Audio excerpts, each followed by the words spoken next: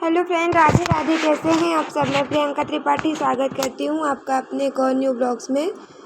तो फ्रेंड्स, यहाँ पे मैं आ गई थी मशीन के पास, अपने घर के सारे काम निपटा लिए थे और अब आ गई थी कपड़े सिलने। तो मेरे पास देखिए, यहाँ पे कुछ मैंने किसी के ब्लाउज सिले थे तो उसके थोड़े से अस्तर के टुकड़े बचे थे, तो जिसका मैंने यूट्यूब पे ही देखा था एक फ़्रॉक बनाना, अम्ब्रेला। तो वो बना के देखा कि जब छोटे में बना के देखा कि देखो कैसे बनता है, तो उसी हिसाब से फिर मैं बड़े में बनाऊंगी। मेरा मतलब बनाने का मन है, तो मैंने सोचा पहले छोटे में बना के सीख लेती हूँ। और यहाँ पे आए थे मेरे पास कपड़े सूट और सलवार के, तो उसे मुझे बना के तैयार करने थे। तो ये देखिए, एक ये है ग्रीन कलर का और एक ये वाइट और रेड कलर का है। तो इन दोनों को भी मुझे तैयार करके देना है। तो मैंने सोचा कि चलो इसकी कटिंग कर लूँ, और फिर जब कटिंग हुई रहती है ना, तो फिर जब टाइम मिलता है तब इसकी स्टिचिंग भी कर लेती हूँ।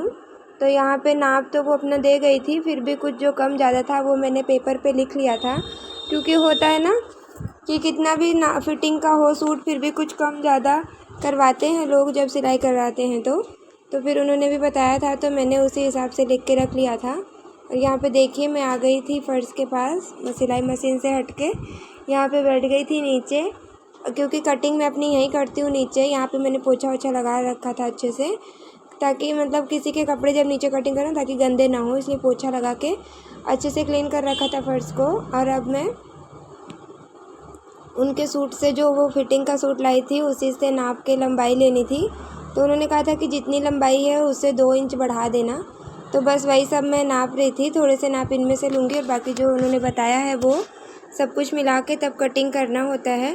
कटिंग का काम ना बहुत बारीकी का होता है। अगर हमारी कटिंग अच्छे से हुई रहती है तो कपड़े अच्छे तैयार होते हैं। अगर कटिंग ही ख़राब हो जाती है, कटिंग में ही थोड़ी सी इधर उधर अगर कुछ हो जाती है गलती, तो फिर स्टिचिंग बहुत मतलब मुश्किल होता है कि उसे हम सही सिलाई करके ठीक पाएँ। सिलाई क्या है, कटिंग जब कपड़े कट गए तो हम उसे जोड़ नहीं सकते, लेकिन और सिलाई क्या है, अगर सिलाई करने में कुछ गलत हुआ तो हम उसे खोल सकते हैं, फिर से जोड़ सकते हैं।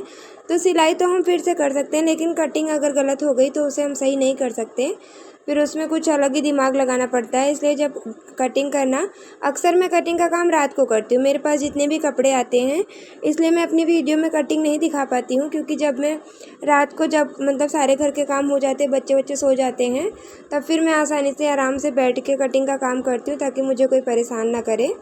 कटिंग मैं अक्सर रात में करके रख लेती थी, पर अभी जब से मतलब ये मेरी तबीयत नहीं ठीक है, तो मुझे रात को ज़्यादा वो नहीं किया जाता, काम करने नहीं देते जब हस्बैंड आ जाते हैं घर पे।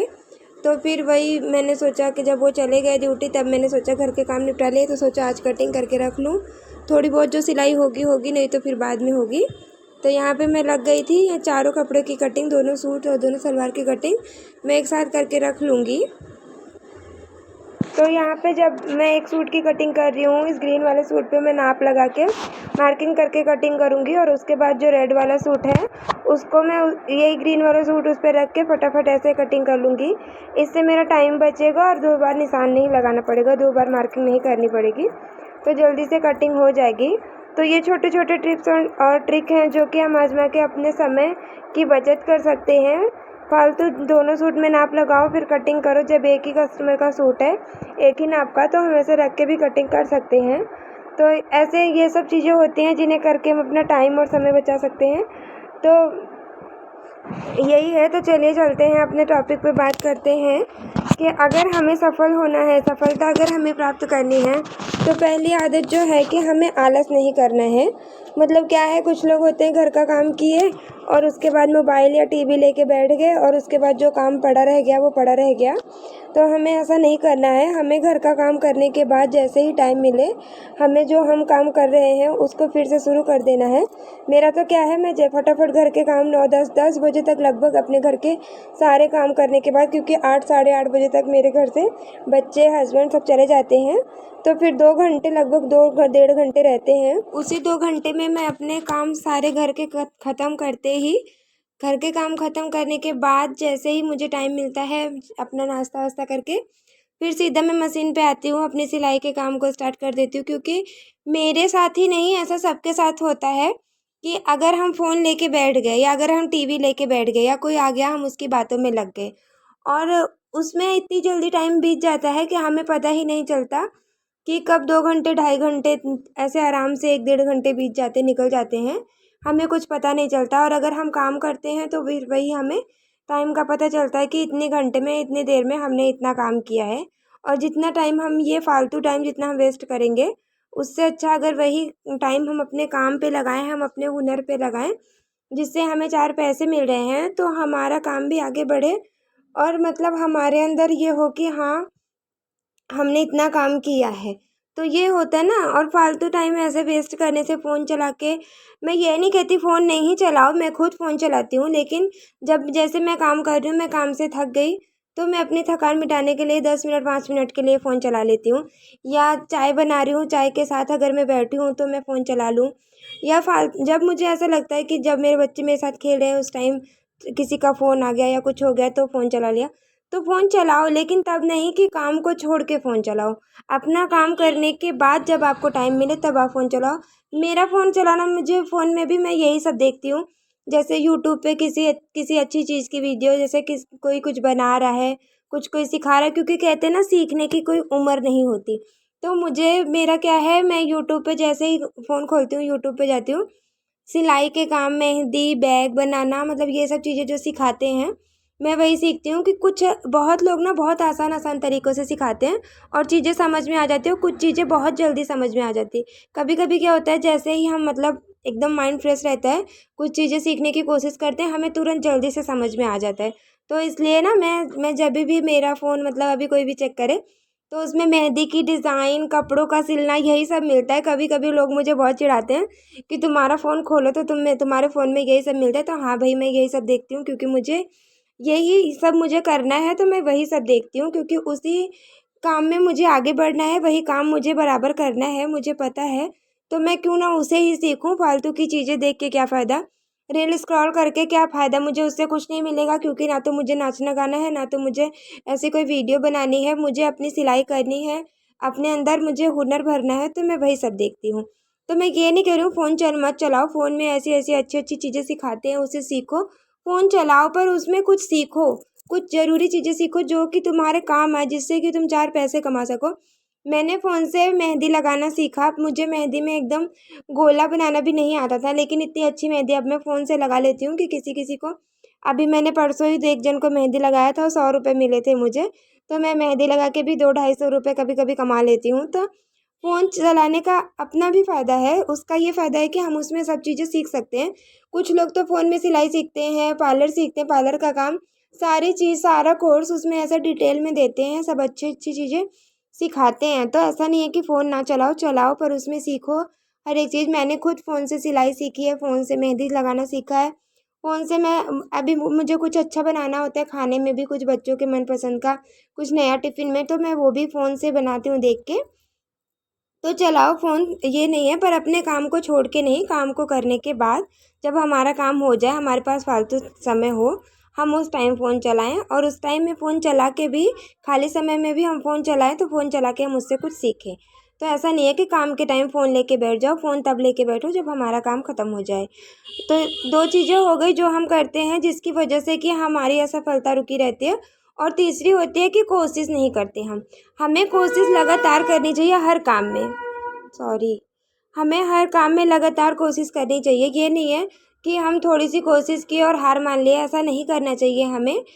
हमें ये करना चाहिए कि जैसे अभी हमें लग रहा है कि अब हमसे काम नहीं होगा। हम कुछ सीख रहे हैं, जैसे कि अगर हम कुछ सीख रहे हैं, हमें समझ में नहीं आ रहा है, तो हम क्या करते हैं, हम सोचते हैं कि ये हमसे होगा ही नहीं। तो हमें ये नहीं करना है, हमें ये करना है कि ये हमसे अभी नहीं हो रहा है, लेकिन ये हमें से होगा, हमसे क्यों नहीं होगा।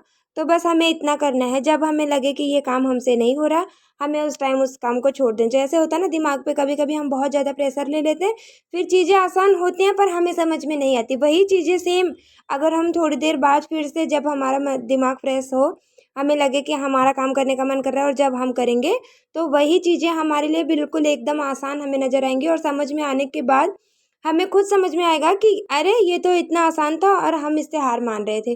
तो हार नहीं माननी है, कोशिश लगातार करनी चाहिए। और अगर हम कोशिश करते हैं तो हमें सफलता ज़रूर मिलेगी, क्योंकि वो कहते हैं ना कि कोशिश करने वालों की कभी हार नहीं होती। तो कोशिश लगातार करें, असफलता तो हाथ लगेगी ही नहीं, कोशिश करने से सफलता ही मिलेगी। एक बार अगर हमने कोशिश की, मान लो हम असफल हो गए, दोबारा की कोशिश में हमारे पास कुछ पहली बार का अनुभव होगा और हमारा जुनून होगा कि नहीं, हमें सफल होना है, तो हम सफल ज़रूर होंगे। ऐसा नहीं है। जब मैं सिलाई सीख रही थी या मैं पार्लर का काम सीख रही थी, तो कभी कभी एकदम चिढ़ हो जाती कि ये चीज़ें नहीं समझ में आ रही, क्यों नहीं समझ में आ रही, मुझसे नहीं होगा। मैं भी ऐसे सोचती थी, लेकिन मैं उस टाइम उस काम को छोड़ देती थी और फिर दूसरे दिन या थोड़ी देर बाद या 2-4 घंटे बाद फिर जब मैं उस काम को लेके बैठती थी, तो वही काम मुझसे बिल्कुल आसानी से हो जाता था। तो ये मेरा खुद का अनुभव है कि अगर हम कोशिश करेंगे तो हम किसी भी चीज़ में असफल नहीं होंगे, क्योंकि मैं तो करती हूँ, मुझे जब लगता है कि ये काम मुझसे, अगर किसी ने मुझसे ये कह दिया कि ये काम तुमसे नहीं होगा, तो मैं अपने अंदर बिल्कुल ठान लेती हूँ कि ये काम मुझे करके दिखाना है और मैं करके दिखाती हूँ, वो काम सफल होता है मेरा काम। तो मुझे तो अपने कोशिश पे पूरा भरोसा रहता है और अपनी मेहनत पे, अपनी लगन पे कि मुझसे ये काम हो जाएगा और मैं करती हूँ और मुझसे होता है। तो अगर हम हाउसवाइफ ये ठान लें कि हमसे होगा और हम ही कर सकते हैं, तो हम करके दिखा सकते हैं। तो यहाँ पे देखिए, जब जो मैं मुझे जो सुई में धागा डालना नहीं आता था, मैं ब्लाउज़, सूट, सलवार सब कुछ सिल लेती हूँ। तो अगर हम अपने टैलेंट पे थोड़ा-सा वो करेंगे, हमारे अंदर जो हुनर है अगर हम उसकी कदर करेंगे, तो हम ज़रूर सफल होंगे। और यहाँ पे देखिए, दोनों सूट की कटिंग हमारे हो गई है। जैसे मैंने उसको कटिंग किया था, सेम वही वही नाप था, तो इसकी भी कटिंग करके मैंने रख ली थी। तो इन छोटी-छोटी बातों का अगर हम ध्यान दें, तो हम हाउसवाइफ़ किसी से कम नहीं हैं। हम घर में रह के सब कुछ करते हुए भी पैसे कमा सकते हैं। तो यहाँ पे आपसे बातें करते-करते मैंने अपने दोनों सूट की कटिंग कर ली थी और बस रह गई थी दोनों सलवार की कटिंग। उसकी कटिंग भी मैं अभी करूँगी। उसकी वीडियो मैंने नहीं बनाई थी, क्योंकि फिर वीडियो बहुत ज़्यादा लंबा हो जाता। इसलिए दोनों की कटिंग करके, दोनों सूट की कटिंग करके रख लिया था और फिर मैंने स्टार्ट कर दी थी सलवार की कटिंग। तो आज की वीडियो मेरी यहीं तक थी। ये कुछ चीज़ें थी जो मैं आपके साथ शेयर करना चाहती थी। मुझसे जुड़े रहने के लिए थैंक यू। राधे राधे।